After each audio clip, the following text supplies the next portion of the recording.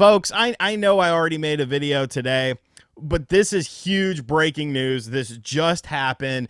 I'm going to try to wait a little bit to upload it so that the other video doesn't completely bomb or whatever. Be sure to check out the Star Wars Outlaws video that I uploaded a little while ago. But we have breaking news about Concord, and this is huge. This is unprecedented, and this is absolutely insane. Sony's blog just put out an important update on Concord. This is coming to us from Ryan Ellis, game director of Firewalk Studio. Concord fans, we've been listening closely to your feedback since the launch of Concord on PS5 and PC, and want to thank everyone, all 25,000 of you, who have joined the journey aboard the North Star. Your support and passionate community that has grown around the game has meant the world to us. However, while many qualities of the experience resonated with players, we also recognize that other aspects of our game and our initial launch didn't land the way we intended. Therefore, at this time, we have decided to take the game offline beginning September 6th and explore options, including those that will better reach our players.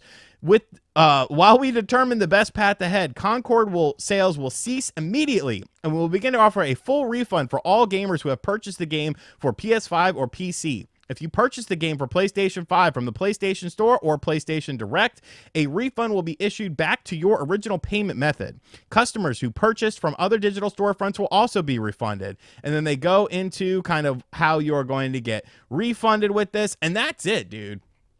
That is it. So they are pulling the game already. Holy shit. This game allegedly cost $250 million to make. 8 years of time. Herman Holst came along and said, hey, this game is really good. We got to buy Firewalk. I want this exclusive on PlayStation 5. You're leader of PlayStation right now. Signed off on this game that has been literally the biggest flop in the entire world. This is unprecedented. A $40 game based on online multiplayer, a hero shooter with all brand new heroes that nobody cared about. And this just goes to show you, once again, I literally made a video yesterday talking about this video game crash. And when you have a $250 million investment, 8 years of dedication and, creation of this game, and it's all just wasted, completely gone, because I think we all know what's going to happen with Concord after it goes offline. They're essentially going to do their refunds. People are going to get their money back, and probably in a couple of months, it's going to launch as a free-to-play model. And honestly, I don't think that's good enough now. You see, there's this thing that a lot of the suits within the video game industry don't understand. There's a thing called optics. And when you are charging money for something and then you decide to make it free to play, like, that's a death sentence. There are other games that have done that. Of course, something like Foam Stars went into PlayStation Plus, where you could play it for free without having to purchase the game. Think about Destruction Derby All-Stars. This was once again another multiplayer game that Sony came up with, and they were like, oh, this is going to be a big hit. And of course it wasn't. So they ended up making the game a PlayStation Plus exclusive sort of thing, where if you had their online service, you would be able to play this game for free. But losing $250 million in 8 years of development time instantaneously, how are you going to sit there and tell me that there's not a video game crash happening? The problem is these companies don't understand why other games that are similar are successful, and they try to emulate the success of other games within this realm. A game like Overwatch, but Overwatch had something to it.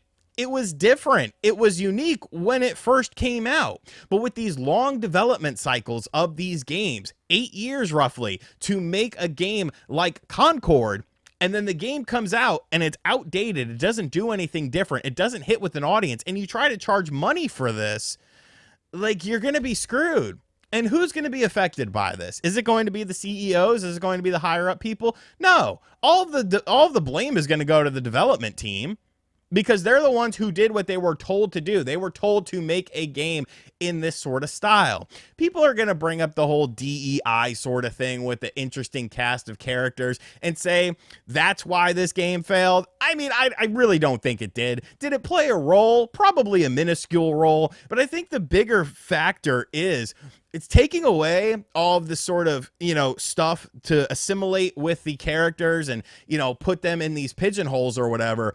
I think it just made for very uninteresting characters. There weren't characters that people really cared about, and trying to implement, cutscenes to flesh out a game, to flesh out the story in a multiplayer game just seems really freaking strange to me. And once again, it has worked for other games, but what's good for the goose isn't good for the gander. And this is a huge flop by Sony. This makes Star Wars Outlaws look like the biggest success in the world, literally taking the game offline on September 6th. So this is September 3rd right now. So you have 3 more days to play this game. It's almost like, well, what's the point? What's the point? Go ahead and pull it now. Nobody's playing the game. You're hitting like 100 concurrent players right now on Steam. Just go ahead and pull the game now. You try to capitalize. And the crazy thing is, think of all the games that Sony didn't go through with. And then this game got greenlit. Days Gone 2 didn't get greenlit.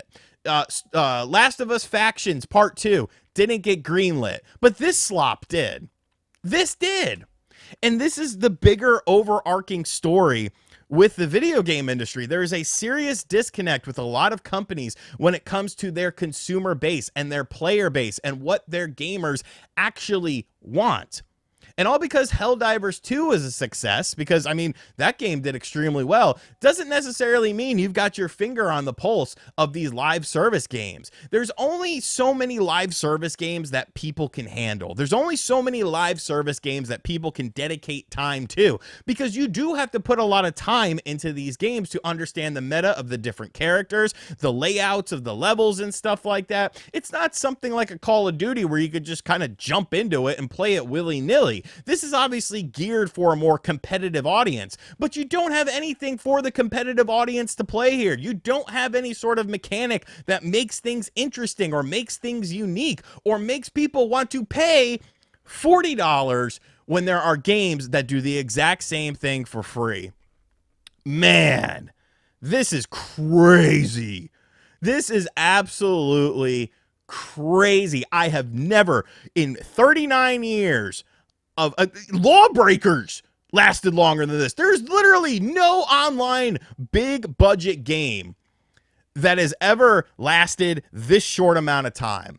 And for it to be a first party Sony game with Concord, man, oh man, like Astrobot's going to do great. I think Astrobot's going to sell really well. And Sony's, they're going to rebound from this. But you can only make so many mistakes and so many miscalculations before it really starts to hurt. And I think $250 million, you see, this is the whole thing. You tried to appease your investors with a game like this because you're like, oh, well, we can make money on this and we could do potentially transactions, microtransactions, and we could add in new characters and do season passes. So you tried to hype up your shareholders with this. But the shareholders are going to be asking some questions such as, where the hell did all this money and development go that was in this game that you wasted, that Herman Holst signed off on and was like, we need this game to come out only on PlayStation. This is a banger. Man. Holy shit. Did you play Concord? I didn't play Concord because I had no reason to play Concord. But if you did, give me your thoughts. Are you sad that the game is going offline and will probably come back as a free-to-play game? Is that going to be enough incentive for you to want to check out this game? Because it's not enough incentive for me. By the time this comes out, COD will already be out. Me and the boys will be on there playing Call of Duty, just wasting time because, I mean, at least it's kind of fun online sometimes. And as always, guys, thank you for checking out this video. Check out the other video that I just uploaded a few hours ago. I'm going to try to space this out a little bit. I'm weird about uploading back to back immediately, but I felt like this was such a big story that I needed to talk about it. And as always, if you're new to the channel, hit that subscribe button, like, comment, and share. Give me your thoughts in the comment section down below, and I'll catch you guys on the next video. Later.